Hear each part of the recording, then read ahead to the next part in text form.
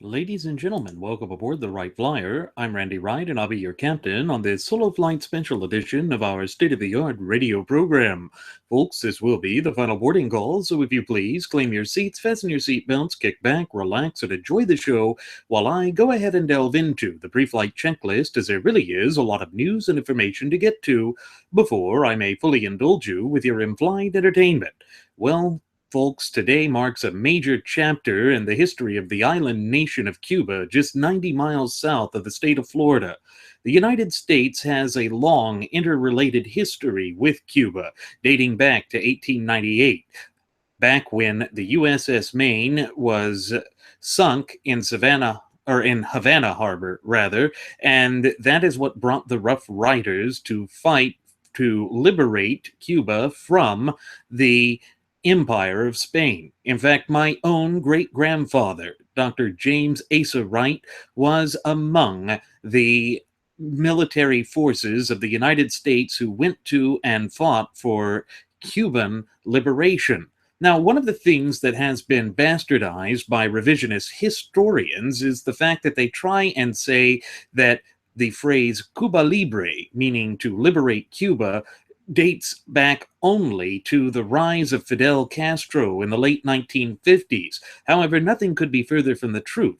The first time that that phrase was used was actually during the Spanish-American War of 1898. But what really happened last evening that was announced to the world by the communist island's state-run media was that longtime strongman and dictator Fidel Castro has finally passed away at the age of 90 years. Now, folks, this is a monumental chapter in the history of not only the United States, but also of that tiny island nation. For well over a half-century, Fidel Castro terrorized and brutalized his people. He became one of the worst totalitarian dictators in world history.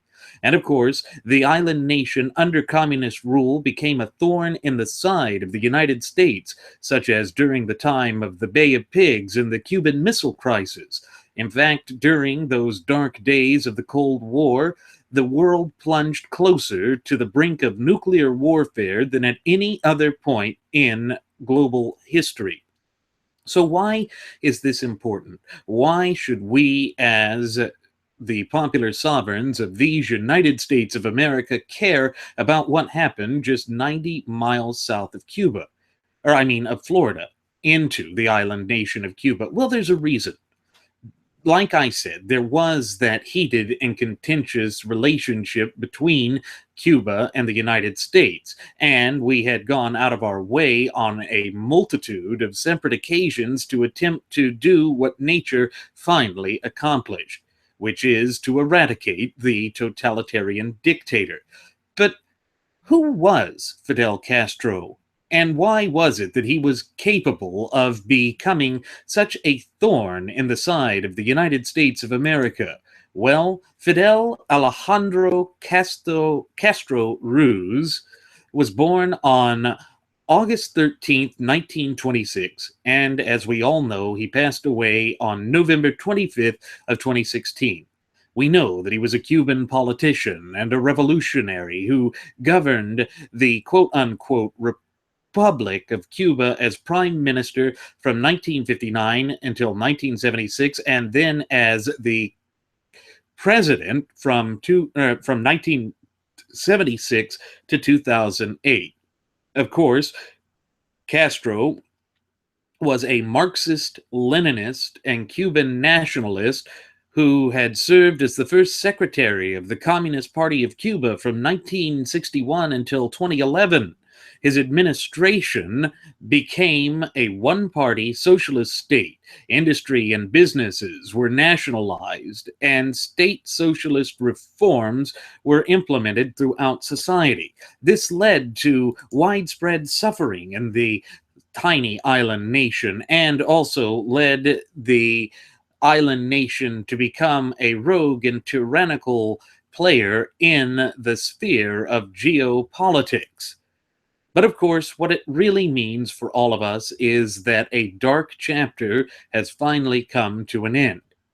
Now, we should be cautious to state that that does not mean that communism on the island is dead, because Fidel's Castro Raul, or brother Raul, is still in charge of the communist island.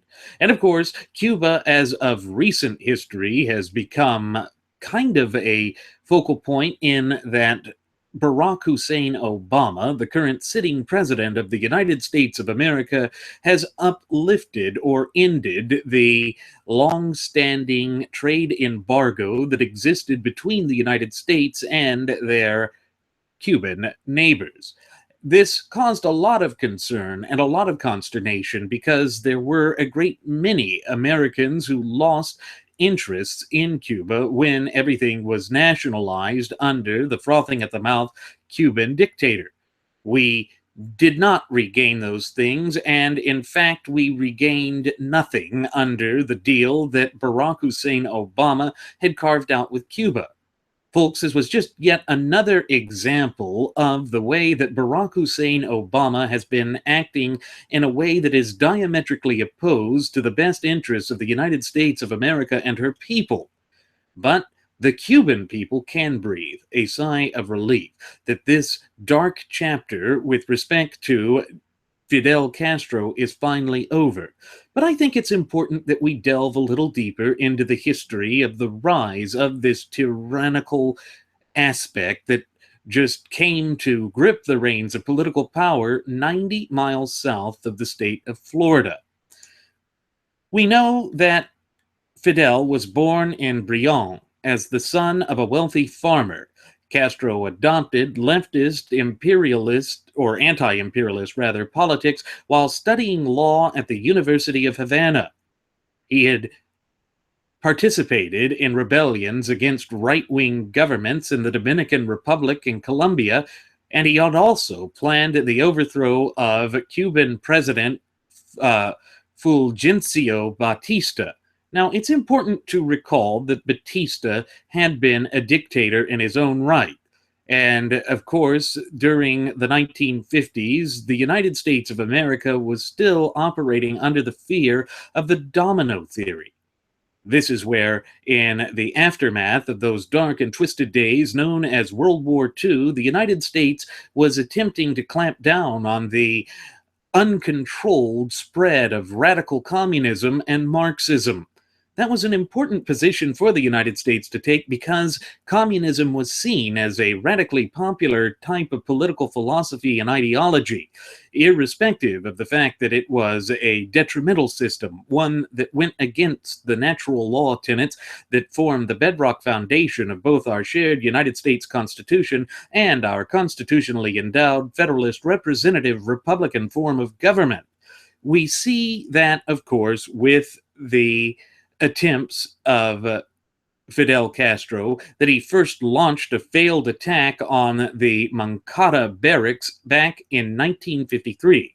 Folks, that was 63 years ago. After a year's imprisonment, he traveled to Mexico, where he formed a revolutionary group, what was known as the 26th of July movement, with his brother, who is the current president of the communist island, Raul Castro, and that other frothing at the mouth Fabian socialist lunatic, Che Guevara. He returned to Cuba to take a key role in the Cuban Revolution by leading the movement in a guerrilla-style war against Batista's forces from the Sierra Maestra. And after Batista's overthrow in 1959, Castro assumed complete military and political power as Cuba's so-called prime minister. Here is where the entanglement between Cuba and the United States actually began. We know that the United States opposed Castro's government and unsuccessfully attempted to remove him by assassination, economic blockade, the counter-revolution, including the Bay of Pigs invasion of 1961. Now, Castro formed an alliance with the Soviet Union because he saw the United States as this imperialist force that was attempting to exploit the benefits of Cuba. And he also said that it was part of a corruption of Cuban culture and society due to the fact that there were members of La Cosa Nostra, or the American-Italian mafia, that were setting up shop in Havana. They wanted to run casinos and clubs and just engage in what the communist dictator thought was decadent vice brought by the corrupt West. That's the sort of thing that was just prevalent in the politics of the mid-20th century. And that continues to be what tainted relations between the island nation and their United States neighbors to the north. But the most famous aspect of Fidel Castro was the Cuban Missile Crisis, which really did prove to be a defining incident of the Cold War, which occurred in 1962. Fidel Castro wanted to push Russian or Soviet Premier Nikita Khrushchev to actually keep the missiles on the island.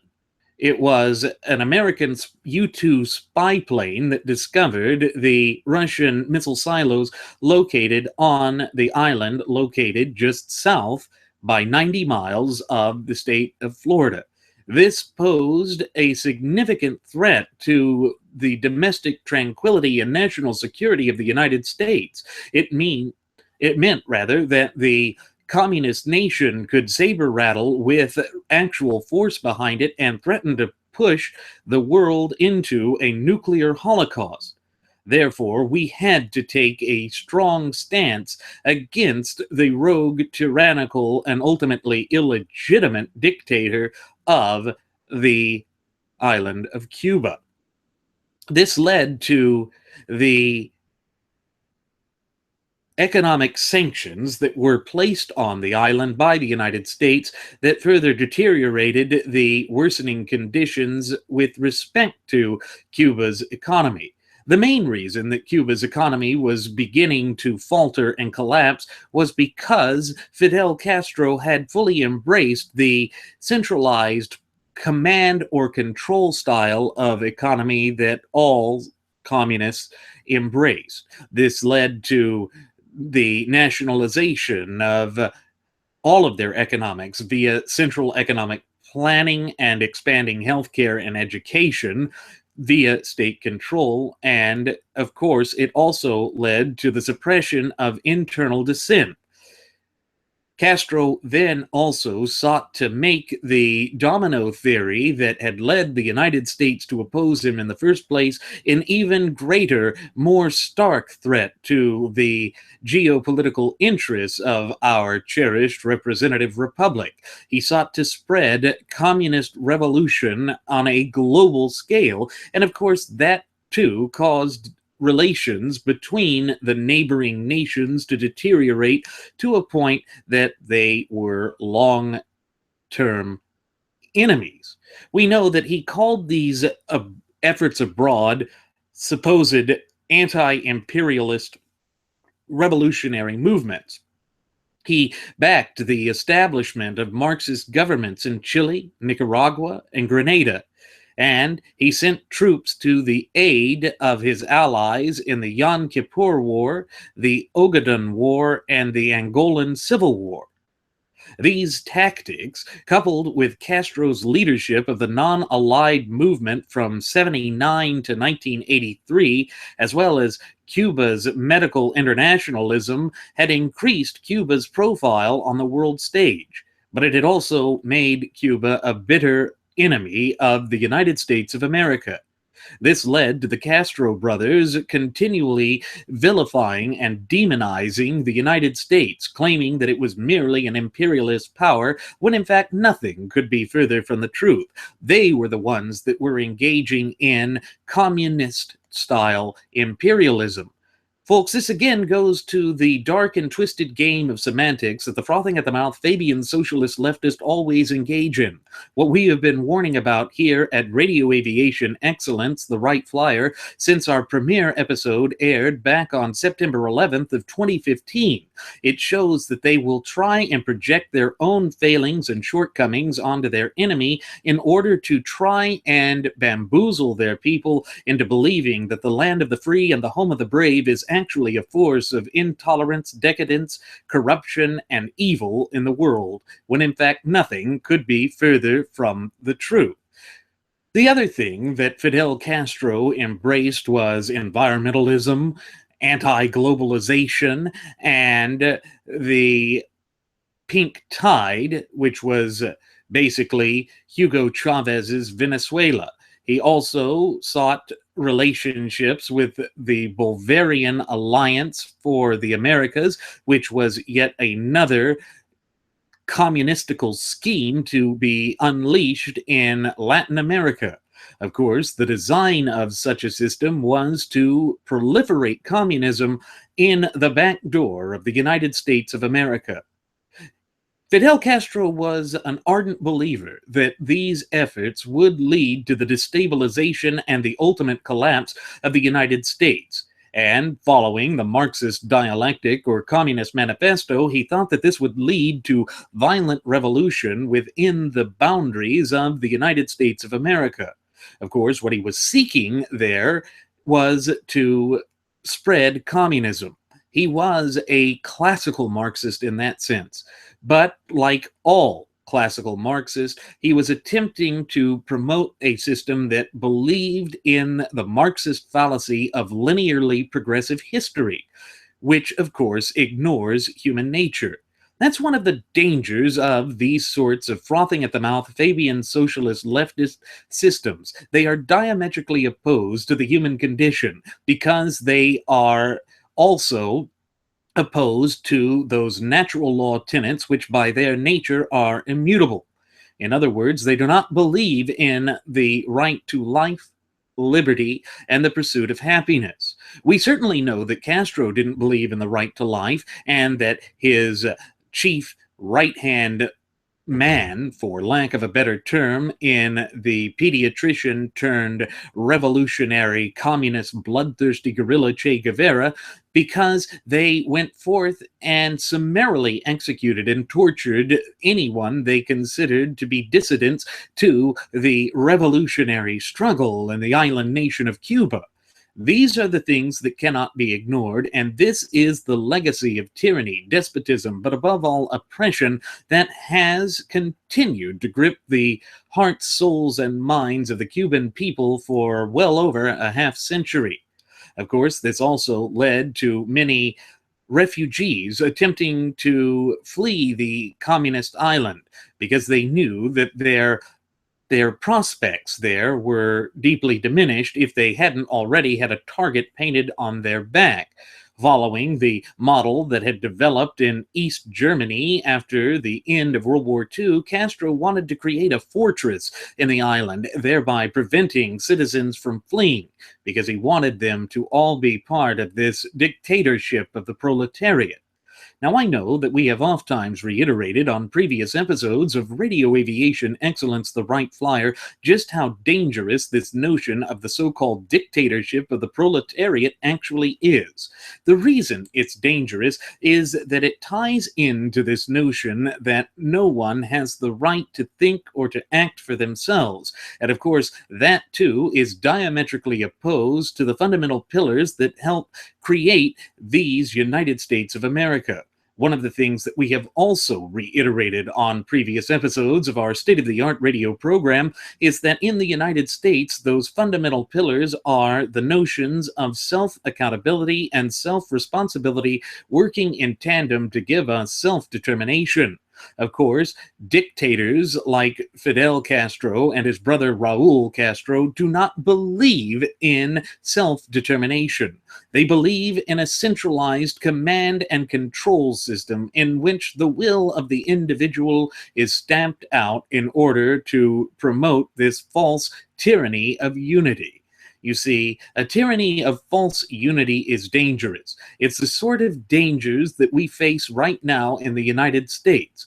We know that Barack Hussein Obama's 8 years at the helm of this once thriving and flourishing representative republic and vibrant community of popular sovereigns of ours has led to this dangerous notion being cemented in the United States.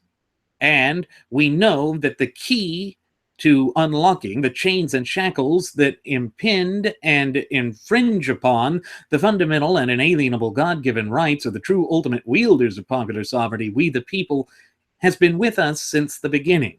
That key of which I speak is none other than our shared United States Constitution. It defines us both as a nation and as a people. It also mandates the proper scope and application for the utilization and exercise of political power in the United States. Yet, with the results of this disastrous fiasco of a 2016 presidential election cycle, we see that we have once again turned our backs on the key that would truly restore this nation back onto the path of prosperity. That's one of the dangers that we face with these elements of the frothing at the mouth Fabian socialist leftists, the alleged alt-right, these other populist groups that have arisen, because what they fail to realize is that these United States of America are founded upon the immutable natural law tenets. You see that in all of the original foundational documents of the United States.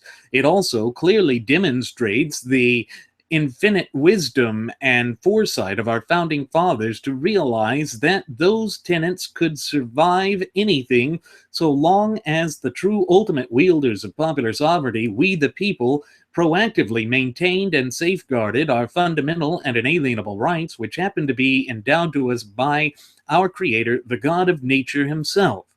Now that may sound like a distant, abstract principle, and I'm sure many of you, our cherished listening passengers and audience members, may be wondering why I have even brought that to the forefront in a discussion over the now late Cuban dictator, Fidel Castro. The reason that I have done so is that it speaks to the heart of the matter of what is ailing and afflicting this once thriving and flourishing representative republic and vibrant community of popular sovereigns of ours. We see that the left that has been dominating the sphere of American polity for the past 8 years has pushed this notion of cultural Marxism. As I have mentioned on previous episodes of the Wright Flyer, cultural Marxism got its rise out of the Frankfurt School after World War I and then in earnest after the Second World War. They saw that the traditional class-based or mere class-based system or economic system of Marxism wasn't enough, that it would not destroy a system that was based on the shining light of truth that always has a way of coming to the surface and destroying the lies that have been perpetrated by the frothing at the mouth Fabian socialist leftists. In fact, this is why in his Art of Rhetoric, the great philosopher Aristotle said that people, and I'm paraphrasing here, are essentially hardwired to accept the truth. It is much more difficult to force people or cajole people under duress to accept a bald-faced lie. Therefore, they sought to undermine culture itself by implementing the twin cancerous doctrines that we here at Radio Aviation Excellence, the Wright Flyer, have declared war upon, that of moral relativism and political correctness, to essentially eviscerate the moral compass of this virtuous republic. And again, that ties back into the near prophetic words of founding father Samuel Adams, when he said that in order for our republic to be a vibrant and robust republic, it had to be a virtuous republic in which both the people and their elected leaders were men and women of good moral fiber and standing. Of course, when you are blinded by the twin cancerous doctrines of political correctness and moral relativism, it means you no longer possess a moral compass. It means that you basically make all forms of ideology, irrespective of their origins or even irrespective of their overarching ultimate goals, as equal.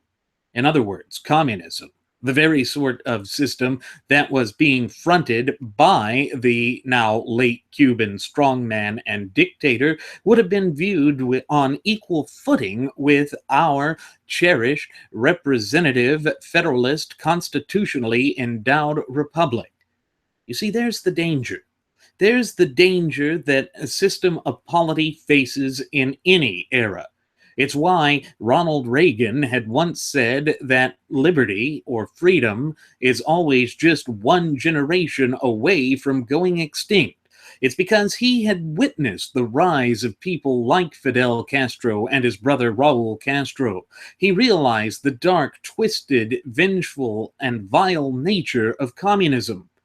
Because communism disregards human nature, it becomes a cold, distant, and murderous ideology and philosophy. And for that to exist a mere 90 miles south of the state of Florida really did place the United States of America in a precarious position. In fact, I'm willing to go so far out on a limb here, folks, to tell you today as I sit here, speaking into this microphone, conveying this message unto you, that that danger has not subsided, that we are still facing the danger of a tin-pot dictatorship in the island of Cuba. But the fact that Fidel Castro was able to hang on for so long really speaks volumes about how easy it was for him to basically have an iron curtain of communist rule descend upon the people of that nation. It shows that he was able to survive and outlast the Soviet Union, which had been his chief benefactor for many decades. And it shows that he was still trying to push for global communism when in fact communism had begun to wither on the vine. But one of the things that my first officer, Jeremy Grapenton, has oftentimes reiterated on previous episodes of Radio Aviation Excellence, the Wright Flyer, and is completely on point with what is being discussed today, was that it's virtually impossible to kill an idea. That is why we will not see communism vanish from geopolitical discussions and will not dissipate as a threat to our cherished, fundamental, and inalienable God-given rights and liberties, because it is an idea.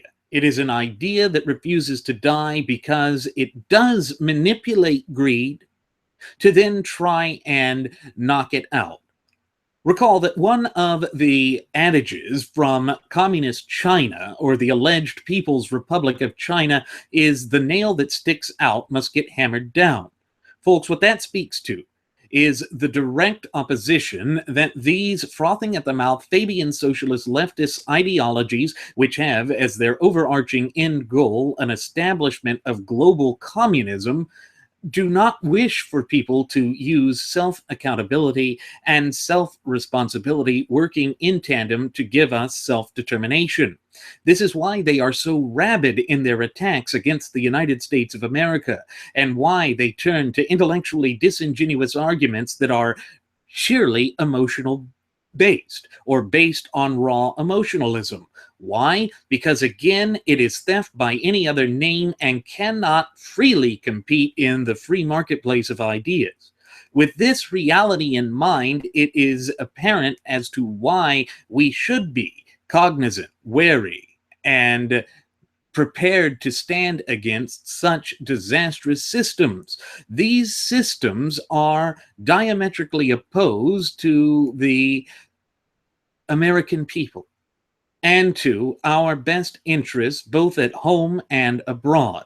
Keeping these things in mind, this is why we say that it is imperative for us all, in our capacity as the true ultimate wielders of popular sovereignty in this once thriving and flourishing representative republic of ours, to foster that fluent and working knowledge and understanding of our shared United States Constitution and thereby our fundamental and inalienable God-given rights. Because, as we have oftentimes reiterated before, without those rights and liberties, we are left with nothing. It means that the government would then have carte blanche to dictate to us how to live our lives, basically allowing them thereby to micromanage the facets of our daily lives and to deny us our individual free will as well as our liberty. Who wants to live in a system like that? I know that I certainly do not, and I have a feeling that the vast majority of you, our cherished listening audience and passengers, do not wish for that either, because we are a robust nation built on self-determination. And therefore, we must not turn our backs on the ideology that has served us so well for 240 years.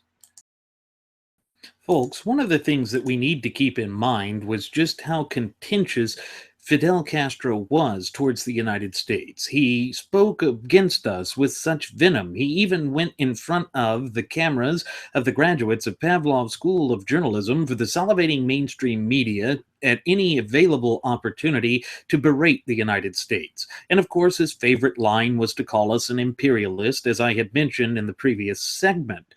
But it's important to keep in mind that he has become sort of a darling of the left here in America.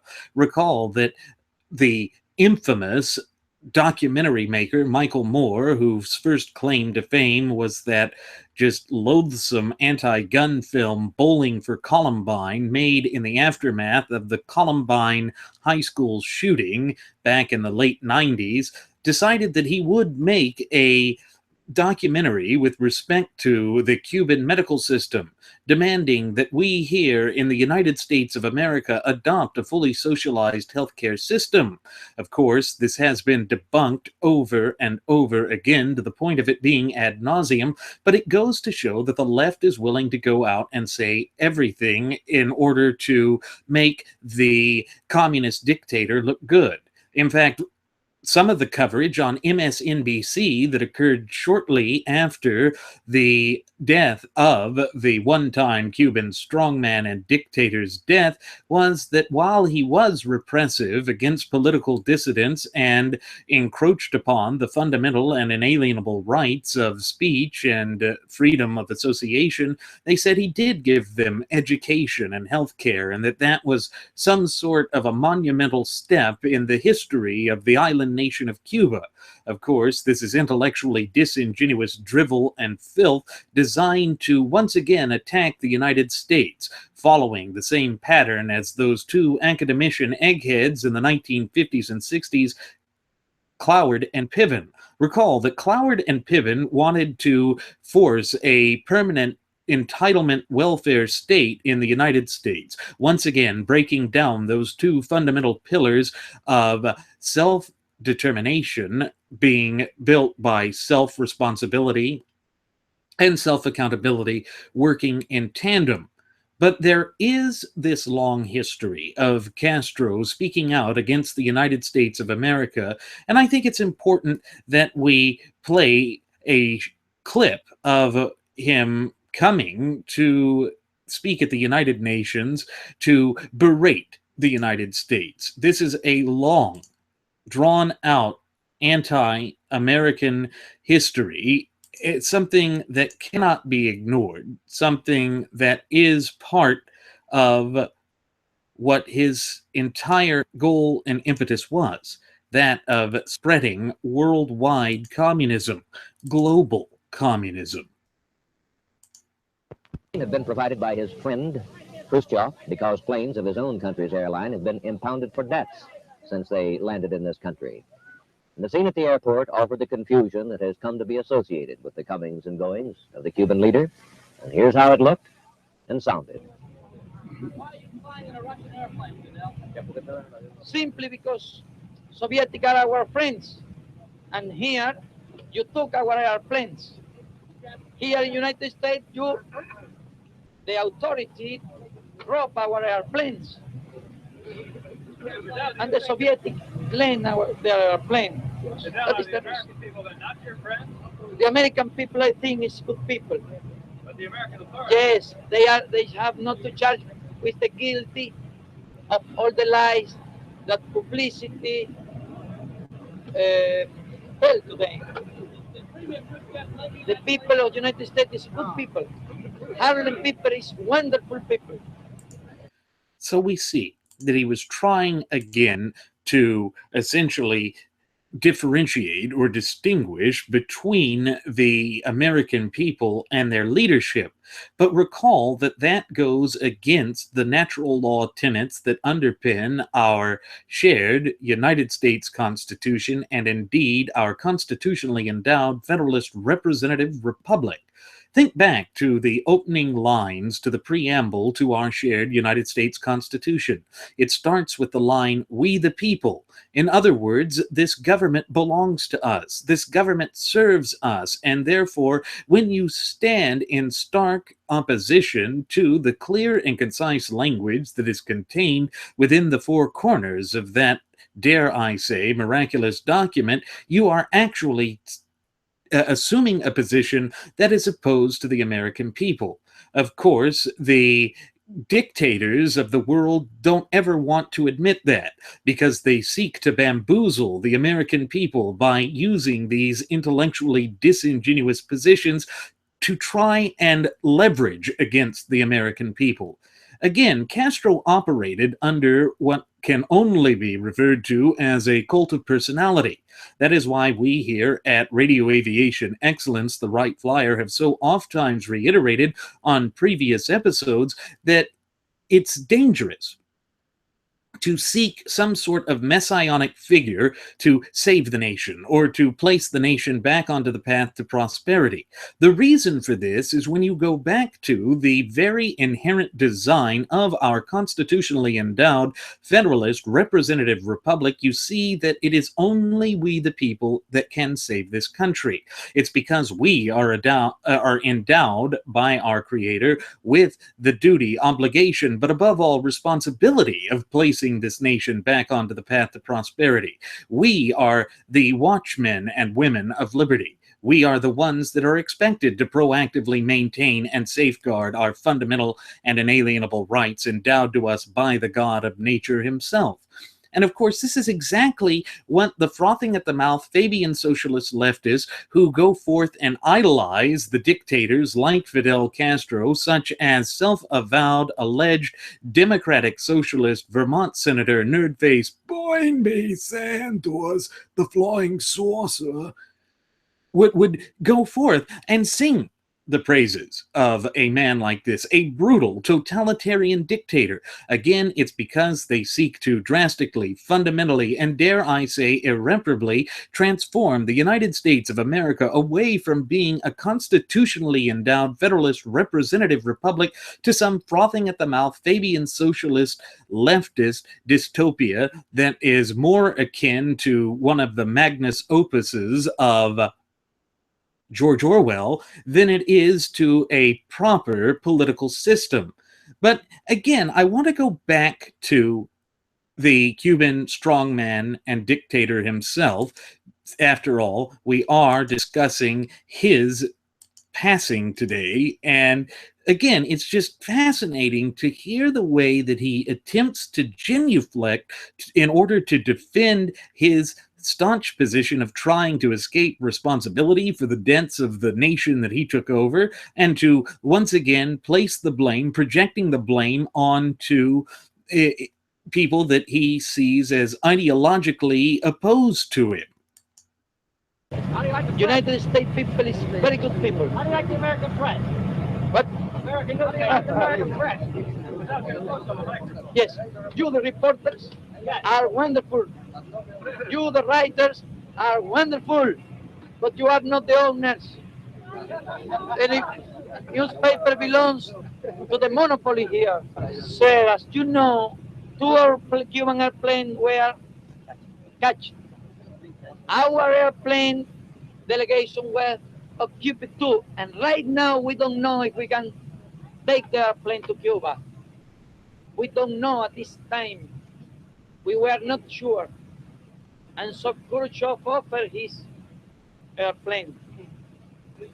Khrushchev going to Cuba. Khrushchev is good friend, good Cuban friend, Did Khrushchev like this speech? wonderful person, wonderful and sympathetic, simpático, very sympathetic. What do you want that we do? You leave us without petroleum. Khrushchev eat petroleum. You leave us without sugar. Khrushchev buy sugar. Here, your leaders speak about aggression to Cuba. Khrushchev speak about defending Cuba. You to take our airplane. Khrushchev plane is airplane. Khrushchev is friend. Fidel, are you a communist, Fidel? Well, wait for the history. The history will take what we are. You don't. And the history has said, the history is undeniable that the island nation of Cuba was thrust into communism under the totalitarian rule of Fidel Castro. Folks, there really is no way around this. That is what has been ailing and afflicting that island, which rests just 90 miles south of the state of Florida. But you see right there, the way that he reached out to the press and proclaimed that to the writers of the press and to the reporters of the press, the alleged journalist or the rank and file of the graduates of Pavlov's School of Journalism for the salivating mainstream media, he considered them an ally, even back then. And I believe that that speech was given on his first trip to the United Nations, which would have been back in either 1960 or 1959, shortly after he had managed to take power. The guerrilla war was over, and so he was seeking to not only legitimize his governmental authority and power, but he was seeking to attack anyone that he saw as standing in opposition to him. As I had mentioned in the previous segment, the United States had opposed the rise of the dictatorship in Cuba. They saw this as a step towards the domino theory that had been dominating the geopolitical sphere and relations at that time. Keep in mind that this was shortly after the end or cessation of hostilities in the Korean War. We were beginning to fully get involved in the Vietnam conflict. Again, a fight against worldwide communist imperialism. And yes, folks, this is truly imperialism. It shows again how they bastardize the traditional meanings of words and attempt to project their own foibles onto those who stand in stark opposition to them in order to win sympathy, in order to attempt to bamboozle people, thereby making them assume a victimhood mentality. We see that that was the beginning or the ushering in of the twin cancerous doctrines that we have declared war upon here at Radio Aviation Excellence, the Wright Flyer, of moral relativism and political correctness. It has a long and well-established history that stretches back over a half-century. And it is also why we say that the frothing at the mouth Fabian socialist leftists have been working incessantly and so meticulously for the past century and a half towards achieving their goal of incrementally transforming the United States of America away from being a constitutionally endowed federalist representative republic into a frothing at the mouth Fabian socialist leftist dystopia that truly has no place in an open, honest, but above all free society like that of these United States of America.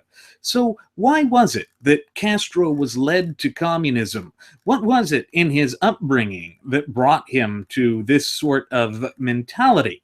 Well, Castro was born out of wedlock at his father's farm on August 13th of 1926. His father, Angel Castro y Arguiz, was a migrant to Cuba from Galicia, northwest Spain.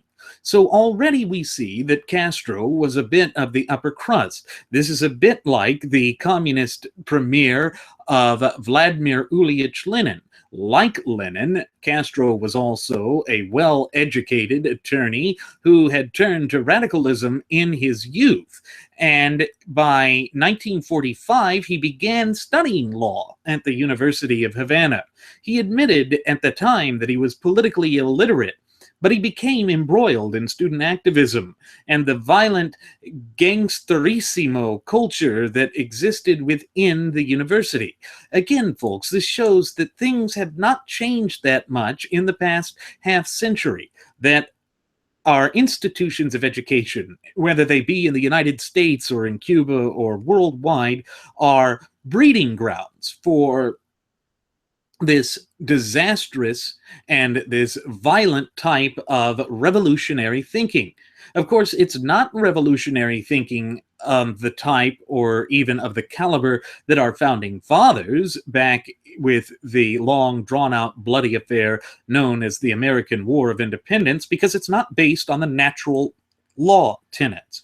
Rather, this is based off of the Communist Manifesto that was pinned down by Karl Marx back in the 1840s. It was this whole system that disregards human nature, that preached a utopian view that once every government on the face of the earth became communist, all of a sudden, the individual initiative of the government actors and their aspirations would simply vanish, and that we would all live in a beautiful and wonderful workers' paradise controlled by the dictatorship of the proletariat. Again, folks, that just does not speak to the radical ambitions that people have when they secure government offices, because they establish their own type of upper crust and elitism. It's why Alexis de Tocqueville, that great French philosopher who admired America during her halcyon days, said that anyone who actually supports or advocates for any type of leftist ideology, whether it be socialism or communism, is actually a New Age feudalist. The reason is that these types of societies and governments and political philosophies and ideologies seek to micromanage the facets of our daily lives to control us from cradle until grave. And when that happens, it's no different than feudalism. Recall that under feudalism, society was broken down into three elements: those who lead and fight, that is your nobility, the knights and the king; those who seek to protect our spiritual soul and salvation, that is, of course, speaking of the priestly class; and those who work the land, that speaks to the peasantry, or what was known in Middle English as villains. Isn't it interesting that the term villain, and I know that I've mentioned this on previous episodes of Radio Aviation Excellence the Wright Flyer, has come to mean something bad, something wicked. But what its origins were was to speak to a landless peasant or serf who had to ask permission from their landlord to do anything: to marry, to live, to travel. That was feudalism. And what Karl Marx tried to preach was that history is linearly progressive, that we would move from a feudalist state to a mercantile state, and then from a mercantile state to a capitalist state, then a socialist revolution would begin, and then ultimately it would go to communism. But all of this would require the violent overthrow of the pre-existing government. That is why Castro sought to eliminate all political dissidents, because he thought that once it reached his leadership, that the revolution would come to an end, that his leadership was the right one. And of course, this leads to one of the erroneous notions that the left has grappled with for well over a century now. They always try and proclaim that the reason socialism and communism has been a dismal failure any place that it's been tried is simply that the wrong type of leaders were in place, that this up-and-coming generation of leaders would have a better understanding of what was happening in the world, and that they could proclaim this workers' paradise and end social strife and class dissident warfare once and for all. But of course, nothing could be further from the from the truth.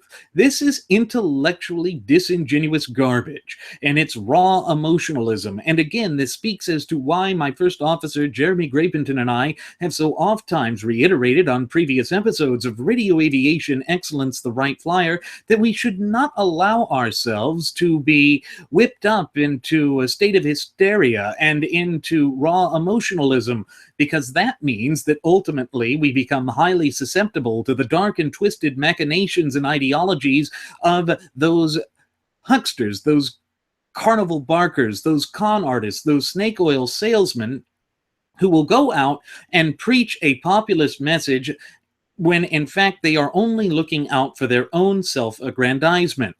That's why I had such a strong disagreement with the message that was conveyed by Donald J. Trump's chief economic strategist, the alleged father of supply-side or trickle-down economics, Stephen Moore.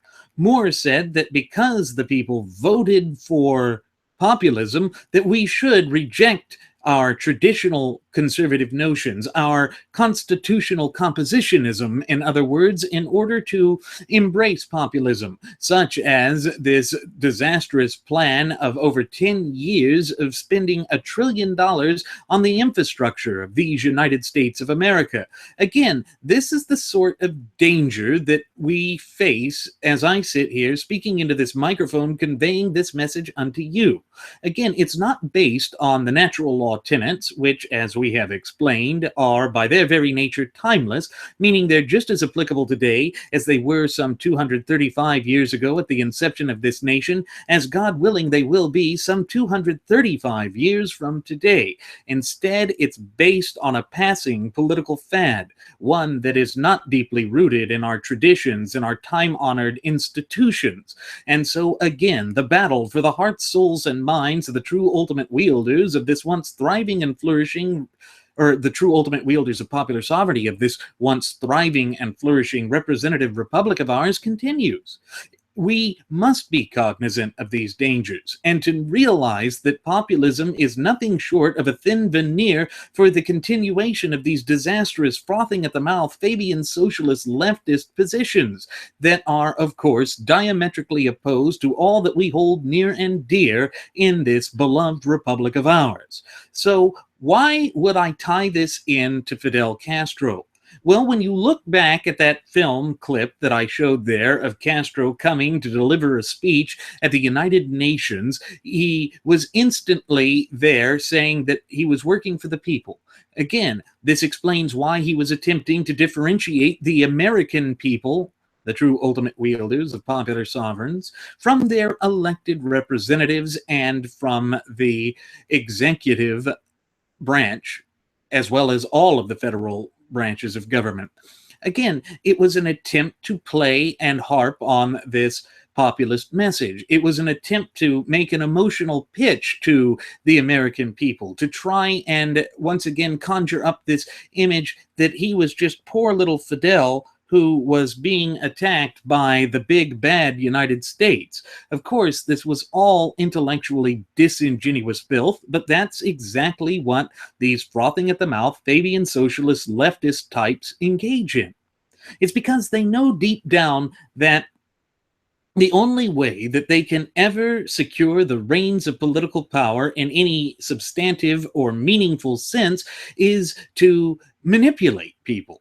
They have to manipulate by throwing out intellectually disingenuous drivel because they fully are cognizant of and aware of the fact that their ideology, their philosophy, their dark and twisted machinations could not compete in the free marketplace of ideas.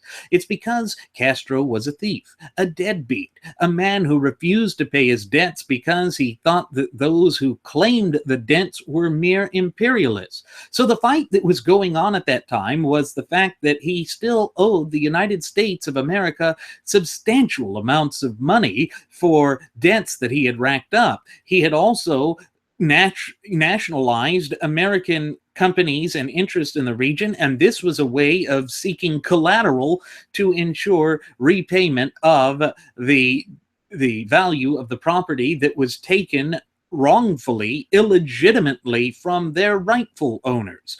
Again, It shows that Castro, operating from this dark and twisted ideology of the frothing at the mouth Fabian socialist leftist, was diametrically opposed to the notion of the private ownership of property. Recall that in the Declaration of Independence, founding father and third president Thomas Jefferson said that we hold these truths to be self-evident, that all men are created equal, and that they are endowed by their creator with certain fundamental and unalienable rights, and that among these are life, liberty, and the pursuit of happiness. Well, the pursuit of happiness was extrapolated to mean the ability to own private property. That is a quintessential essence of the American fiber and caliber of spirit.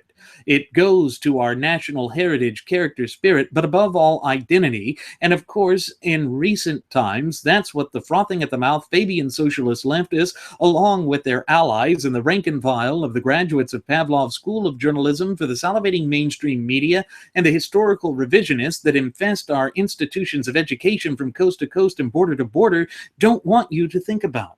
They don't want you to think about it because they realize, again, that their dark and twisted machinations operate in a way that is staunchly and diametrically opposed to the fundamental pillars and ideology that propelled the United States of America to such lofty heights in her relatively brief yet illustrious history. Think back again to this idea that our Constitution is the longest contiguous or uninterrupted running constitutional document in the entire course of human events. In other words, in all of world history, there has not been a more open, honest, free, or secure, nor stable system as our constitutionally endowed federalist representative Republican form of government. That speaks to the near infinite wisdom and foresight of our founding fathers who went together, risking everything, but especially their sacred honor, to establish a more perfect union on the behalf of the true ultimate wielders of popular sovereignty, we the people. There is no other nation on earth that had from its very origins been planned and designed to work in the best interests of the American people or of their people. That speaks to why it is we, the people, that are the true ultimate wielders of popular sovereignty in this once thriving and flourishing representative republic of ours. Again, this is what the revisionists don't want you to think of. This is what the rank and file of the graduates of Pavlov's School of Journalism for the salivating mainstream media don't want you to think of. And that's why they were out there singing the praises of this charlatan, of this dictator who sought to strip and deprive people of their fundamental and inalienable God-given rights. That is the sort of danger that we face right here and right now. And as there is this emerging populist strain in the United States, it means that the true foundation and basis of our country, that of our shared United States Constitution, is in dire jeopardy. These forces have already come forth and proclaimed rather, that they did not believe in the idea that there are these self-evident truths based on the Enlightenment mentality that had created this stable, open, honest, but above all free society known as the United States of America. They want to plunge us into these barbaric ideas of tribalism. They want us to accept strong-arm, centralized planning, whether it be economic planning or political planning. And that, of course, is diametrically opposed to all that we hold near and dear in these United States of America. So as we are sitting back and recalling the disastrous impact that Fidel Castro had not only on the island nation of Cuba, but also the United States of America, it's important that we recall exactly what it was that he was standing in stark opposition to. And it was our freedoms, our liberties, our ability to be accountable and self-responsible, and those things working in tandem to make this nation a self-determinate sovereign nation. That sort of thing he didn't like, because he was a staunch advocate for the dictatorship of the proletariat. And of course, that line of thinking goes against the clear and concise language contained within the four corners of our shared United States Constitution. These are the sorts of things that we must be cognizant of, because it speaks to the direct heart of the matter of why our system of polity in these United States of America is so important. Because without this understanding, we are literally walking on a razor's edge towards this cliff upon which all of our rights hang in the balance, and indeed our very sovereignty, both as a nation and as a people, hangs in the balance as well.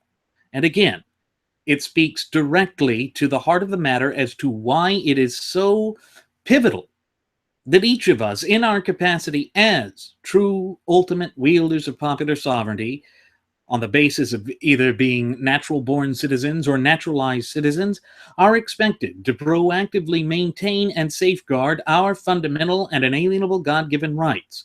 Again, we cannot look for a cult of personality, nor can we look to some messianic figure to come down and save us, because that sort of system gives us a cult of personality, which leads to a strong-man dictator like Fidel Castro.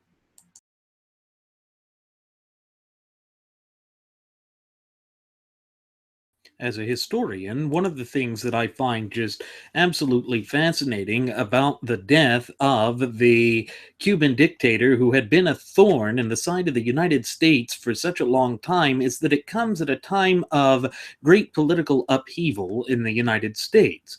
We all know that this 2016 presidential election cycle has been one of the most heated, contentious, and personalized of all living memory, and now one of the great antagonists of the United States has basically gone to hell. And I honestly do think that Castro has a nice, warm section of hell reserved for himself for all of the vile wickedness and evil that he had spread during his tenure as the leader of the island nation of Cuba. And what's important to take away from this is now President-elect Donald J. Trump, who in the past had sung the praises of strong-arm dictators like the late Kim Jong-il and the way that the communist Chinese government handled the Tiananmen Square incident back in 1989, has proclaimed that Castro was a brutal dictator. And it's fascinating to see him say this. This comes out of the BBC, which, of course, is part of the rank and file of the graduates of Pavlov's School of Journalism for the salivating mainstream media. The title of this piece that was put out 2 hours ago was that Donald Trump calls Fidel Castro a brutal dictator. It says that Cuba's former leader, Fidel Castro, was a brutal dictator. The U.S. President-elect Donald Trump said hours after the 90-year-old's death was announced. Mr. Trump, who takes office in January, said he hoped Cuba could move towards a freer future. Castro came to power in 1959 and ushered in a communist revolution. He defied the U.S. for decades, surviving many assassination attempts and plots. Supporters said he returned Cuba to the people. Critics called him a dictator. But I want to stop before I continue on with the rest of that and point out how that is some of the populist drivel that has become commonplace when addressing these sorts of dictatorships. They always couch themselves as going out and moving in a direction that is in the best interest of the people. It's essentially their claim to justification and to once again make them palatable to a world that looks at them with discomfort and dis-ease. But the truth of the matter is they are brutal dictators. There is no denying that fact to anyone who is observing their trends and their historical words, deeds, and actions with a modicum of objectivity. That's what we have to realize here in the United States, that this is a monumental turning point in history, even though his brother continues to rule the island nation with a vice-like iron grip. Nevertheless, it's interesting to see how this might become political hay in the United States. His brother, Raul, succeeded him as president and announced his death on state television Friday night. In a statement, Mr. Trump said that while Cuba remained a totalitarian island, it is my hope that today marks a move away from the horrors endured for too long and toward a future in which the wonderful Cuban people finally live in the freedom they so richly deserve. Now, watch this. You see what he said there, and recall the way that in that clip that I played during the last segment, Castro did his part to try and differentiate the American people from their leadership. In that sense, we have to be cautious. We have to be careful to make sure that we don't just fall into that trap of being hypocrites, because nothing can tarnish a nation's reputation quite like their leadership being hypocritical. And of course, that is a danger that we face as I sit here right now, speaking into this microphone, conveying this message unto you, our cherished listening passengers and audience members. But we need to take away that we here in the United States had cut ties with Cuba back in 1961 amid the rising Cold War tensions. And this is when we imposed that strict economic sanction on the island that Castro tried to use as a political weapon to bludgeon the reputation and standing of the United States of America in the geopolitical sphere. And certainly with communist nations, it worked. It was something that they used to drum up propagandistic support for their dark and twisted ideology and machinations. However, under Barack Obama, diplomatic ties were restored back in 2015. And again, this was done in a way that weakened the position of the United States. That's something that Barack Hussein Obama has done ever since he first assumed the reins of political power in this once thriving and flourishing representative republic and vibrant community of popular sovereigns of ours back in January of 2009. Now we are approaching a new chapter in the history of American polity, but it may not be all that different. We know that Trump roundly criticized Obama's policy on the campaign trail, but made no mention of his pledge to reverse it in his statement, saying his administration would do all it could to ensure Cubans could begin their journey towards prosperity and liberty. The problem is, as long as Raul Castro is in power and there is that communist military dictatorship keeping their iron vice-like grip on the island nation, there really cannot be a push towards their liberation. Not until that last vestige of communism comes to a swift and immediate end. Unfortunately, Trump has this habit of being consistently inconsistent with many of the statements that he said. We here at Radio Aviation Excellence, the Wright Flyer, have already covered how he has been walking back a vast array and indeed the majority of the voluminous campaign promises that he made while stump thumping for the position and office of President of these United States of America. If he walks back on this, or if he tries to show clemency to the communist dictatorship, that would once again roundly betray his loudest acolytes, supporters, and followers. But we in the United States are a compassionate people. We are very influenced by those well-established, long-standing natural law tenets that underpin both our Constitution and our representative republic. And therefore, we do want to see a breath of liberty take control in Cuba. We want to see the dictatorship of the alleged proletariat come to an end and a true natural law free nation emerge just 90 miles south of the state of Florida. This proximity of Cuba to the United States has always been what strained relations. Being that close to the United States and taking a position or political ideology that was that diametrically opposed to ours really did place the United States of America in a precarious position. In fact, I'm going to go out on a limb here and say that that precarious position has been made even more dire by the passing of Fidel Castro. It means that Raul Castro finds himself in a weakened position, and the communist bureaucratic dictatorship is going to be like a wounded animal. It's going to be crafty. It's going to be desperate. And therefore, it is going to be willing to do anything to maintain its vice-like grip on the reins of political power in that island nation. And therefore, the interests of the United States of America must be protected. We must be vigilant. We must not just turn a blind eye to the developments that would be and will be occurring in that island. But we know that Obama has meanwhile said that history would record and judge the enormous impact of Castro. America was extending, quote, a hand of friendship to the Cuban people, close quote, at this time, he added.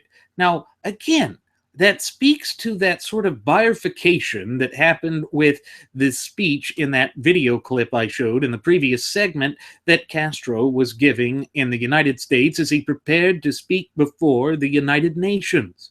Again, it shows that there is this sort of diplomacy that is attempted to play out, but again, it really does not speak to the best interests of either the United States or Cuba.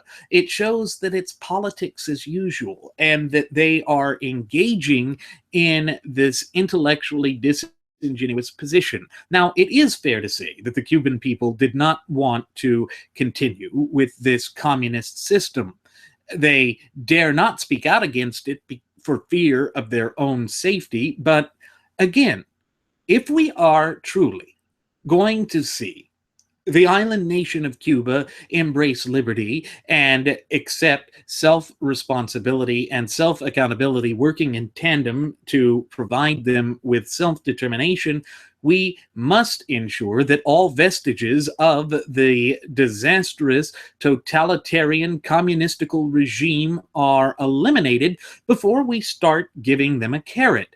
Because, again, it will embolden the communists to say, see, these decadent Americans are only acting on this imperialistic diatribe that they have been for the past half century, and it just justifies the position that we have taken, and it is in fact their fault that Cuba suffers all of the dire consequences that the island nation has ever since Castro took over back in 1959. In fact, it was back on February 16th of 1959 that Castro was sworn in as the so-called Prime Minister of Cuba. By April, he visited the U.S. on a charm offensive, which is where that video came from. So that video was actually from April of 1959, where he met Vice President Richard Nixon, whom he instantly disliked. He then proceeded to Canada, Trinidad, Brazil, Uruguay, and Argentina. And he attended an economic conference in Buenos Aires, which he unsuccessfully proposed a $30 billion U.S.-funded Marshall Plan for Latin America, again, to take a position that was diametrically opposed to the best interests of the United States. Again, it goes to show that these frothing at the mouth, Fabian socialist leftists are moving towards a Marxist workers' utopia, one that truly has no place in an open, free, and honest society. But it also shows and fully demonstrates just the rabid hatred that they hold for our free, constitutionally endowed, federalist, representative, Republican form of government. And therefore, they will take any position in which they think they can act in such a way as to weaken that and to promote their own end agenda, which is, of course, propelling themselves into greater wealth, prosperity, and power at the great expense of their people. This is, of course, diametrically opposed to the system of polity that is the longest contiguous or uninterrupted running system of polity in the course of modern history, and that is, of course, our representative republic. But we know that in May of '59, Castro signed into law what he referred to as the first agrarian reform. This set a cap for landholdings to 993 acres per owner and prohibited foreigners from obtaining Cuban land ownership. So we see, again, there is a populist line of drivel. There is a danger that we run in the United States if we do not stay fully cognizant and on top of the fact that there are these disparate competing factions that do not have our Constitution in mind in leadership. That is, of course, the frothing at the mouth Fabian socialist leftists and the so-called alt-right that is attempting to establish a tribalist type of nationalism in the United States of America. But as my first officer, Jeremy Grapington, and I have so oft-times reiterated on previous episodes of Radio Aviation Excellence, the Wright Flyer, the only thing that defines the United States, both as a nation and as a people, is our shared United States Constitution, and thereby, pursuant to Article 6, Clause 2, what is known in the common vernacular as the Supremacy Clause, the Constitution itself is the supreme law of the land, and therefore anything that is contrary to the clear and concise language contained within its four corners is void ab initio. That means that it is without the binding effect of law or the binding force of law from its inception. Why? Because it goes against the well-established land of and law of the United States. It means that it goes against the true hopes, dreams, and future aspirations of the ultimate wielders of popular sovereignty, we the people. Again, this is part of the narrative that the rank and file of the graduates of Pavlov's School of Journalism for the salivating mainstream media seek to ignore. They don't want you to think about it because they don't want you to realize the implication of this propagandistic narrative and agenda that they have been pushing since the time of William Randolph Hearst and his newspaper conglomerates at the turn of the 20th century.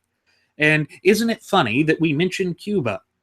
Because on this day that Fidel Castro passed away, and we discuss the overarching implications that this has in the interrelations between the United States of America and the communist island nation just 90 miles to the south of our border, we realize that the frothing at the mouth, Fabian socialist leftist controlled salivating mainstream media got its rise with creating yellow journalism. Recall that William Randolph Hearst was known as the father of yellow journalism or sensationalism within the media. He sought to manipulate public opinion in order to push progressive Theodore Roosevelt's war that was the Spanish-American War by trumping up tales of Spanish atrocities against the Cuban people, and also to basically recreate stories to show just how vile the Spanish had been in their colonization of the New World. That did steadily turn public opinion in the United States in favor of the Spanish-American War. So the history of the rank and file of the graduates of Pavlov's School of Journalism for the salivating mainstream media and that of the island nation of Cuba are inexorably linked. There can be no denying that these ties are close.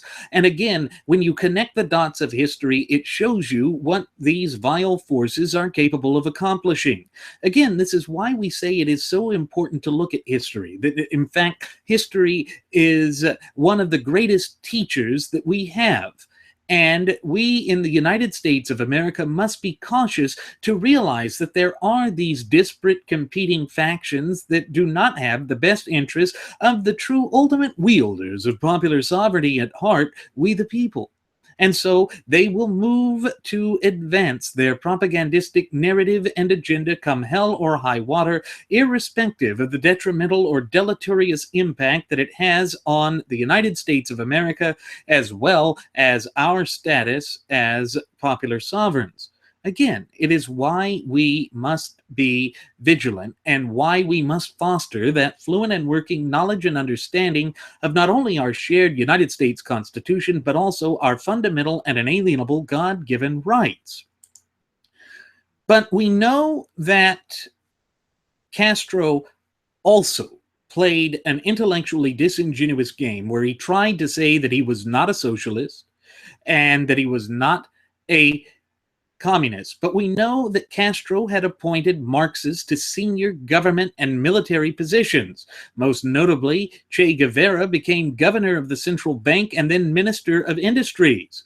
Appalled, Air Force Commander Pedro Luis Diaz Lanz defected to the United States. Although President Urtia denounced the defection, he expressed concern with the rising influence of Marxism. Keep in mind that at this time, Cuba had a provisional government, not one in which Castro had become a full-on communist dictator yet. But the strains were there. Of course, many Cuban civilians just didn't want to believe it. They burrowed themselves into a position of self-denial that these things were there, and they said that Castro's populist message was a popular one and that they needed to go with what the Cuban people had decided.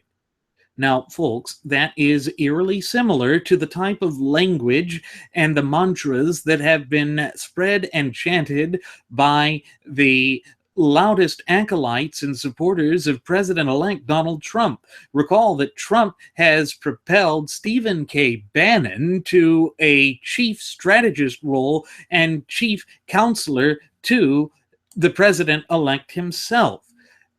And it's also important to recall that Stephen K. Bannon is a self-avowed Leninist. You see, this sort of Marxist diatribe is there. It is not something that should be ignored. And history dictates that when we ignore the dire warnings that are in front of us, that we begin to fall into this precarious position. And folks, there can be no question that the United States of America in these turbulent political times of turmoil and tumult are facing this kind of radical shift and change. As I said on the Solo Flight special edition of our state-of-the-art radio program that aired on Thanksgiving Day with respect to Stephen Moore, he's saying that we need to embrace this new strain of populism as opposed to the supreme law of the land as it has been established some 235 plus years ago. No, we should not do that. Because it's as we have said here at Radio Aviation Excellence, the Wright Flyer, dating back to our premiere episode of September 11th of 2015, that the key to restoring the United States of America back onto the path to prosperity has been with us since the inception of our nation some 235 plus years ago. That key of which I speak is none other than our shared United States Constitution. It outlines, defines, and mandates the proper scope and application when it comes to the utilization and exercise of political power in these United States of America. That is not something we should ignore, and we ignore it at our own peril. I think that we must be cognizant of these dangers that are lurking in the penumbras of history, because as the old adage goes, those who fail to learn from the mistakes of the past are doomed to repeat history. Well, I do not want to see the United States gripped by some sort of tyrannical and despotic system as has controlled the island nation of Cuba just 90 miles south of the state of Florida. These are not just outlandish concerns that I'm speaking of. These are real concerns, and there is a well-established historical pattern here that we would be well not to ignore. However, those who are the alleged right-wing punditry and commensurate, those of the likes of Sean Hannity and Mark Levin and Lush Bimbo and Laura Inkampf, they will continue to try and sing the praises of Donald Trump. But Mark Levin is trying to walk back his support. Recall that we chastised Mr. Levin here on the Wright Flyer when he first went and threw his support behind Donald Trump because he had said that he could not be held accountable for the words, deeds, and actions of either Trump or Trump's surrogates, and that he was not truly endorsing him, but that he was going to vote for him because of just how awful Hillary Rotten Clinton was. However, as my first officer, Jeremy Grapenton, and I said on that episode back then, it doesn't matter. By voting for the man, you are giving him, in a sense, the absolute form of an endorsement, and there is no way to weasel out of the close connotations and connections that were forged between the Trump candidacy and Mark Levin at that point. We must be intellectually genuine when discussing these things because the impact of it has an overarching effect on the United States of America, both as a nation and as a people. Our constitutionally endowed Federalist representative republic hangs in the balance, and we cannot afford to turn a blind eye to this. And certainly the history of Cuba shows that. Yes, far too many people were lulled into a false sense of security that Castro was just merely enacting the will of the Cuban people, that he was not acting in a way that would deprive them of their fundamental and inalienable God-given rights, nor that he would act in such a way that would pose a significant threat to the United States of America. But by the Cuban Missile Crisis, we knew that nothing could be further from the truth, that he was posing a direct and open and obvious danger to the interests and to the people of these United States of America. That is the sort of thing that we must be willing to remember. We cannot forget it, because when we forget it, we do so at our own peril. The United States must be a robust nation, one that continues to be a beacon for liberty-loving people everywhere.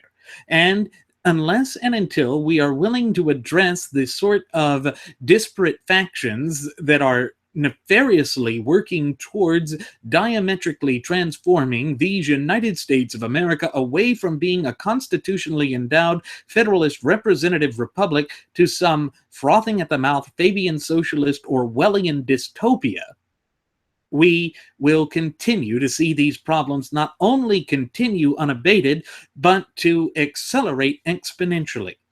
Going back to the rise of Castro, we know that Castro's government emphasized social projects to improve Cuba's standard of living, often to the detriment of economic development.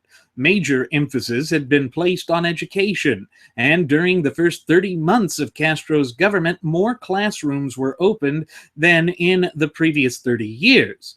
The Cuban primary education system offered a work-study program with half of the time spent in the classroom and the other half in a productive activity. Healthcare was nationalized, with rural health centers and urban polyclinics opening up across the island to offer allegedly free medical aid. Universal vaccination against childhood diseases was implemented, and infant mortality rates were supposedly reduced. However, we know that these social improvements were a failing. Why? Because they were based on a centralized government control. Government cannot and never does act in the best interests of the people.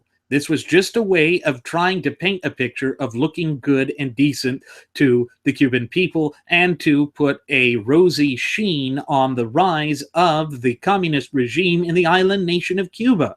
These factors cannot be ignored.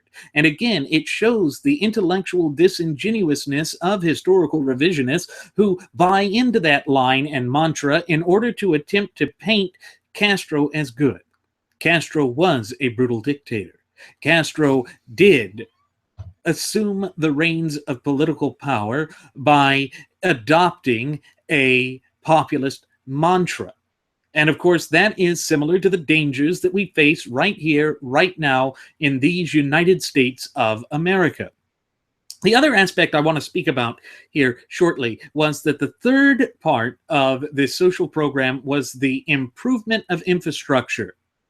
Within the first 6 months of Castro's government, 600 miles of roads were built across the island, while $300 million had been spent on water and sanitation projects. Over 800 houses were constructed every month in the early years of the regime in an effort to cut homelessness, while nurseries and daycare centers were opened for children and other centers for the disabled and elderly. Recall that Donald Trump has said over the next 10 years that he hopes to spend $1 trillion on American infrastructure, that this is part of his social spending that is very much akin to the type of system that was implemented and adopted in the communist nation of Cuba. Again, this is why we here at Radio Aviation Excellence, the Wright Flyer, have been warning against this. It is diametrically opposed to the natural law tenets that underpin our United States Constitution and our Federalist Republic. Unless and until we are willing to address this and to go back to strict adherence to the clear and concise language contained within the four corners of the Constitution at all levels of government, we will continue to experience the sorts of calamities that we have in these United States of America. But we can overcome it because the Constitution is still in place, and therefore we must foster that fluent and working knowledge and understanding of the Constitution and thereby our fundamental and inalienable God-given rights. With that said, it is time for us to begin our descent. I'm going to go ahead and send the flight attendant back for one last round of alcohol. Folks, let's have a cheers to the death of one more communist dictator in this world and hope that a brighter future is available for the island nation of Cuba. But let us also drink or speak to and hope for and pray for the continued vitality of our shared United States Constitution and our Republican form of government. As always, folks, I'm your captain, Randy Wright, and I want to thank you for choosing to fly the Wright Flyer. Should you have any questions, comments, or concerns, or even topic ideas, please feel free to leave them either here on our YouTube page or our Google Plus page or our Facebook page. On top of that, I invite you to follow us at Twitter with the Twitter handle @RadioAviationEX. One more time, folks, that's @RadioAviationEX, where you will find the departure board that lists my personal Twitter account, as well as the personal Twitter account of my first officer, Jeremy Grapenton. You will also find the Blogspot account where we are putting up extra links to the video here and the audio-only version of our state-of-the-art radio program so that you, our cherished listening passengers and audience members, can watch or listen however you so choose and at your leisure. And finally, you will find the Cafe Press account, where you will find all sorts of reasonably priced stocking stuffers for this holiday season, including hats, clothing, apparel, underwear, mugs, watches, clocks, bumper stickers, drinking glasses, shot glasses, laptop sleeves and protectors, tote bags, phone protectors and sleeves with either our original Radio Aviation Excellence, the Wright Flyer logo on it, or our First Class Passenger logo on it, or indeed even our two newest Uplifting America logos. With such reasonable prices and the holidays fast approaching, you're sure to find something that meets your needs. Once again, folks, thank you for choosing to fly the Wright Flyer. We'll see you again next time. Please do take care.